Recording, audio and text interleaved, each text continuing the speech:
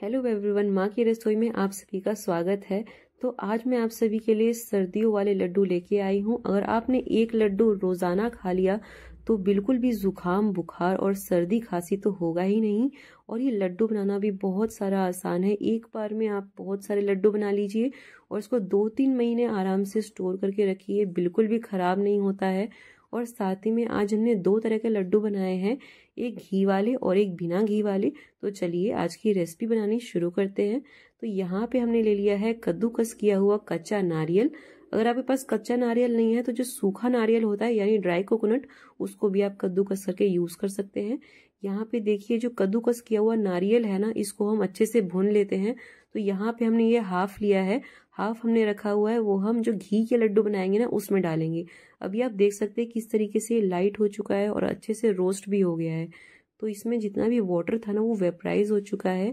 और यहाँ पे देखिए सेम कढ़ाई में हम ले लेते हैं आटा। तो आटा आप अपने फैमिली के अनुसार या फिर आप जितना बनाना चाहते हैं उस हिसाब से आप कम या ज्यादा कर सकते हैं। हमने यहाँ पे आटा लिया है 4 बड़े चम्मच। आटा से लड्डू में बाइंडिंग बहुत ही अच्छी आती है, इसीलिए हमने यहाँ पे आटा लिया है। और आप देख सकते हैं आटा अच्छे से रोस्ट हो चुका है, कलर भी इसका चेंज हो गया है। तो हम इसको भी निकाल लेते हैं, गमले में पूरा का पूरा डाल लेते हैं। और यहाँ पे साथ ही में हमने 2 बड़े चम्मच के करीब ले लिया है सत्तू। सत्तू बहुत ही ज्यादा हेल्दी होता है हमारे सेहत के लिए। आप चाहे तो 3 से 4 चम्मच भी डाल सकते हैं, यानी बड़े चम्मच। और सत्तू से ना लड्डू का फ्लेवर भी बहुत ही ज्यादा इनहेंस हो जाता है। यहाँ पे मम्मा ने मूंगफली को अच्छे से रोस्ट के जितने छिलके निकल सकते थे छिलका निकाल के इसको रख लिया है। तो अभी हम ग्राइंडिंग जार में डाल देते हैं। जो मुरमुरे होता है ना, मुरमुरे का एक बड़ा पैकेट लिया है हमने और थोड़ा थोड़ा करके हम जार के हिसाब से इसको ग्राइंड करेंगे। इसमें हमने डाल दिया है रोस्टेड मूंगफली और सभी को हम अच्छे से ग्राइंड कर लेते हैं। देखिए कितना फाइन पाउडर बनके रेडी हो चुका है। तो इसको भी हम ट्रांसफर कर देते हैं बड़े बाउल में। और साथ ही में और भी हम इसमें मुरमुरे डाल लेते हैं। और यहाँ पे और हम इसमें डाल लेते हैं मूंगफली। तो यहाँ पे हम इसमें भी आधा मूंगफली ही यूज करेंगे, आधा मूंगफली हम रखेंगे ताकि हम उसको घी वाले लड्डू में डाल सके। यहाँ पे देखिए सभी को अच्छे से ग्राइंड कर लिया है। तो कढ़ाई में डाल लेते हैं हम सौंफ। यहाँ पे हमने टोटल 2 कटोरी सौंफ का यूज किया है और इसको हम अच्छे से रोस्ट कर लेते हैं। जब तक इसका कलर चेंज नहीं हो जाता तब तक हम इसको अच्छे से रोस्ट करेंगे।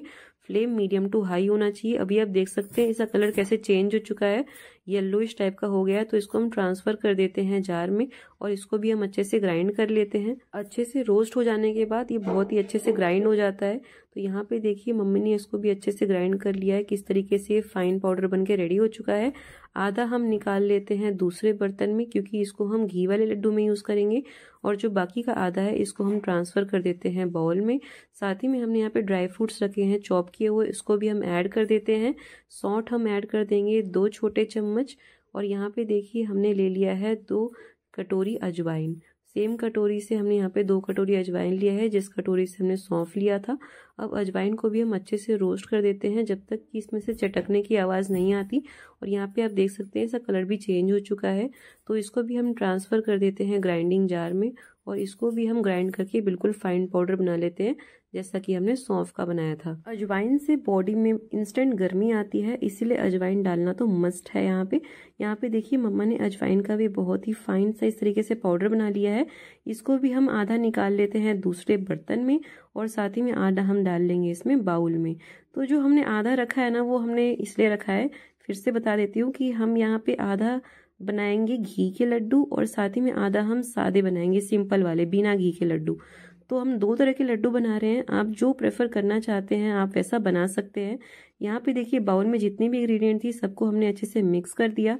कढ़ाई में डाल लेते हैं हम 1 चम्मच घी और उसमें हम बाकी का जो कद्दूकस किया हुआ कोकोनट है वो डाल लेते हैं। थोड़ा सा डाल के हम अच्छे से पहले मिक्स कर लेंगे, फिर जितने भी है ना सारे के सारे हम इसमें डाल लेते हैं। अभी हम इसको अच्छे से रोस्ट कर देते हैं जब तक ये लाइट नहीं हो जाता, जब तक इसका जो वाटर ना वेपराइज नहीं हो जाता तब तक हम इसको अच्छे से रोस्ट कर लेंगे। और यहाँ पे देखिए कितने अच्छे से रोस्ट हो चुका है। तो इसको हम ट्रांसफर कर देते हैं दूसरे बर्तन में। साथ ही में हम यहाँ पे सेम उसी तरीके से आटा ले लेते हैं। तो हमने 4 बड़े चम्मच आटा इसमें भी डाले हैं और साथ ही में जो आटा है इसको हम अच्छे से रोस्ट कर लेते हैं जब तक इसका कलर चेंज नहीं हो जाता है। यहाँ पे देखिए आटा भी रोस्ट हो चुका है। तो इसको भी हम ट्रांसफर कर देते हैं दूसरे बर्तन में। अगर घर का देसी घी है तो आप घी डाल के जरूर बनाइए क्योंकि घी से बहुत ही जल्दी शरीर में गर्मी आती है। तो यहाँ पे देखिए घी डाल दिया है मम्मा ने कढ़ाई में, और साथ ही में इसमें हम डाल देते हैं गोंद। तो हम यहाँ पे काफ़ी सारे गोंद का यूज़ करेंगे, क्योंकि गोंद के फायदे तो सभी को पता ही है। ठंड के दिन में गोंद खाना ही चाहिए, इससे सर्दी जुकाम तो होता ही नहीं है, और साथ ही में जोड़ों के दर्द, कमर के दर्द और भी बहुत सारे प्रॉब्लम्स का बहुत ही बढ़िया और घरेलू नुस्खा है। यहाँ पे देखिए जो गोंद है किस तरीके से ये अच्छे से फूल फूल के बड़े बड़े साइज के हो जाते हैं। बस जब घी बहुत ज़्यादा गर्म हो तब आप उसमें गोंद को डालिए। और यहाँ पे देखिए जो घी बच गया था उसमें हम डाल देते हैं ड्राई फ्रूट्स, जैसे कि मखाना और काजू बादाम। अब जो सारे ड्राई फ्रूट्स है ना, इसको भी हम अच्छे से रोस्ट कर लेते हैं। जब तक कि इसका कलर चेंज होकर गोल्डन ब्राउन नहीं हो जाता तब तक हम इसको मीडियम फ्लेम पे रोस्ट करेंगे। हाई फ्लेम मत कर दीजिएगा, नहीं तो ये जल जाता है। या फिर अगर आपको हाई फ्लेम रखना है तो कंटिन्यूसली चलाता रहना पड़ेगा, नहीं तो प्रेफरेबल है कि आप इसका फ्लेम जो है ना वो मीडियम रखिएगा। यहाँ पे देखिए ड्राई फ्रूट्स रोस्ट हो चुका है, तो हम इसको ट्रांसफ़र कर देते हैं प्लेट में। तो यहाँ पे जो आधा मूंगफली बचा हुआ था, तो सारे के सारे जो मूंगफली है हम डाल देते हैं यहाँ पे ग्राइंडर जार में। साथ ही में इसमें जो मखाना हमने रोस्ट किया था उसको भी डाल देते हैं। अब हम ग्राइंडर जार में जो गोंद है वो भी डाल देते हैं। आप देख सकते हैं गोंद कितने अच्छे से फूल के बड़े बड़े से हो गए। तो सारे के सारे जो गोंद है ना सभी को हम डाल देते हैं इसमें, और सभी को हम अच्छे से ग्राइंड कर लेते हैं। बिल्कुल फाइन, देखिए इस तरीके से ग्राइंड हो जाता है।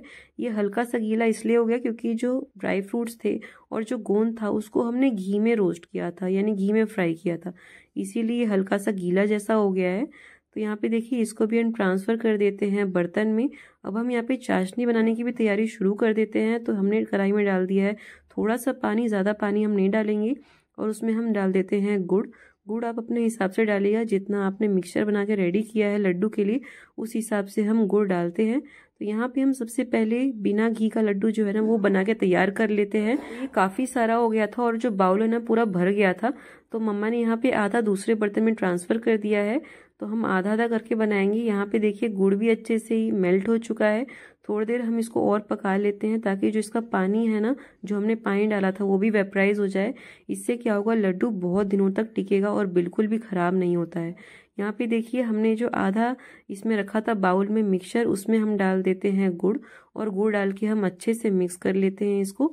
आप जितना कम या ज़्यादा मीठा रखना चाहते हैं आप उस हिसाब से इसमें गुड़ ऐड करिएगा।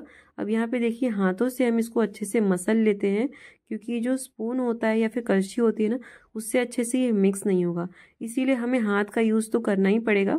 अब यहाँ पे देखिए लड्डू अच्छे से बाइंड होने लगा है, तो यहाँ पे हम लड्डू बना लेते हैं। तो इस तरीके से हम लड्डू सारे के सारे बना के रेडी कर लेते हैं। तो यहाँ पे अभी तो फिलहाल आधा जो लड्डू है ना वो बन के रेडी हो चुका है। अब जो बाकी का मिक्सचर बचा था उसका भी हम लड्डू बना लेते हैं। तो उसको हम ट्रांसफ़र कर देते हैं बड़े से बाउल में, और यहाँ पे हम बना लेते हैं फिर से गुड़ की चाशनी। तो यहाँ पे कढ़ाई में हमने डाल दिया है पानी और गुड़ डाल देते हैं हम, जितना मिक्सचर है उस हिसाब से। और यहाँ पे देखिए गुड़ तो अच्छे से मेल्ट हो चुका है। तो जैसा कि मैंने बताया था, तो इसको थोड़ी देर और पका लेते हैं ताकि जो इसमें एक्सेस वाटर होता है ना वो भी वेपराइज हो जाए। इससे ये हम बहुत दिनों तक रिटेन करके रख सकते हैं। तो यहाँ पे देखिए अच्छे से अब ये पक चुका है। तो अभी हम फ्लेम को ऑफ कर देते हैं और इसको हम डाल देते हैं बाउल में।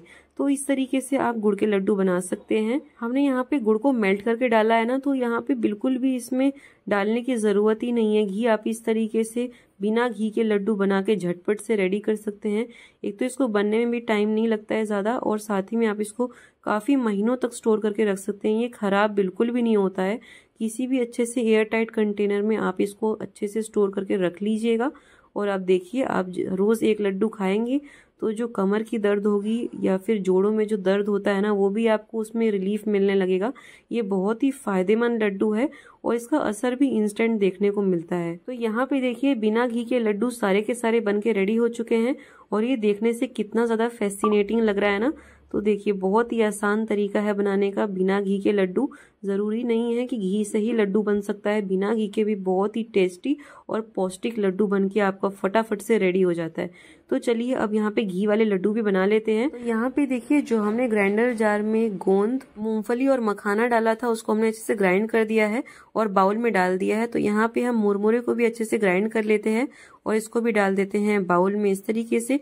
आप चाहे तो इसकी जगह चावल का आटा भी थोड़ा यूज कर सकते हैं, पर अगर आपके पास चावल का आटा नहीं है तो इस तरीके से आप मुरमुरे का भी पाउडर जो है ना बना के यूज कर सकते हैं।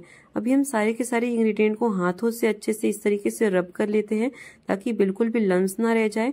अब यहाँ पे जो हमने साइड में पाउडर रख दिया था आधा बाद में डालने के लिए, उसको भी हम डाल देते हैं। ये भुने हुए सौंफ और अजवाइन का पाउडर हमने बना के रखा हुआ था पहले ही, मैंने आपको पहले ही वीडियो में दिखाया है। साथ ही में हम इसमें डाल लेते हैं चॉप किए हुए ड्राई फ्रूट्स जो कि हमने घी में रोस्ट किया था। अब यहाँ पे हम इसके लिए भी गुड़ की चाशनी बना लेते हैं। तो यहाँ पे थोड़ा सा पानी डाल दिया है मम्मा ने कढ़ाई में, और यहाँ पे हम डाल देते हैं गुड़ स्वादानुसार। जितना आप गुड़ कम या ज्यादा करना चाहते हैं उस हिसाब से आप कर लीजिएगा। और यहाँ पे देखिए अच्छे से हम गुड़ को पका लेते हैं ताकि जो एक्सेस वाटर हमने डाला था ना गुड़ को मेल्ट होने के लिए, वो अच्छे से मतलब वेपराइज हो जाए और बिल्कुल भी पानी ना बचे। यहाँ पे देखिए इस तरीके से जो गुड़ है ना अच्छे से मेल्ट हो चुका है, तो इसको भी हम ट्रांसफर कर देते हैं बाउल में। गुड़ हमारे सेहत के लिए बहुत ही अच्छा होता है, स्पेशली सर्दियों की सीजन में ना गुड़ तो खाना ही चाहिए, क्योंकि गुड़ ना इंस्टेंट गर्मी का सोर्स होता है, इंस्टेंट गर्मी पहुंचाता है शरीर में। अब यहाँ पे देखिए बाउल में गुड़ की चाशनी डालने के बाद हमने इसको अच्छे से मिक्स कर दिया। 1 कटोरी हम इसमें डाल देते हैं देसी घी। आप चाहे तो इससे ज्यादा भी यूज कर सकते हैं या फिर आप चाहे तो इसका आधा भी यूज कर सकते हैं, वो आपकी मर्जी, आप अपने हिसाब से इसको कमियां ज्यादा कर लीजिएगा। हमने तो यहाँ पे 1 कटोरी देसी घी डाली है और इसको हाथों की हेल्प से अच्छे से मिक्स कर लेते हैं। अब ये देखिए यहाँ पे जो लड्डू है ना ये भी बनने के लिए रेडी हो चुका है, तो इसको भी हम बना के रेडी कर लेते हैं। और ये कितना प्यारा लग रहा है देखने में। तो हमारे दोनों लड्डू बन के रेडी हो चुके हैं, एक तो सिंपल सादे वाले बिना घी के, और यहाँ पे जो ये वाले लड्डू है ना ये घी के लड्डू हैं इस तरीके से। और दोनों का ही टेस्ट अपने में बहुत ही बढ़िया और बहुत ही लाजवाब रहता है। यहाँ पे आपकी सर्दियों की लड्डू वाली प्रॉब्लम तो सॉल्व हो गई है, क्योंकि बहुत लोग बोलते हैं कि बिना घी के लड्डू कैसे बनाए जाए।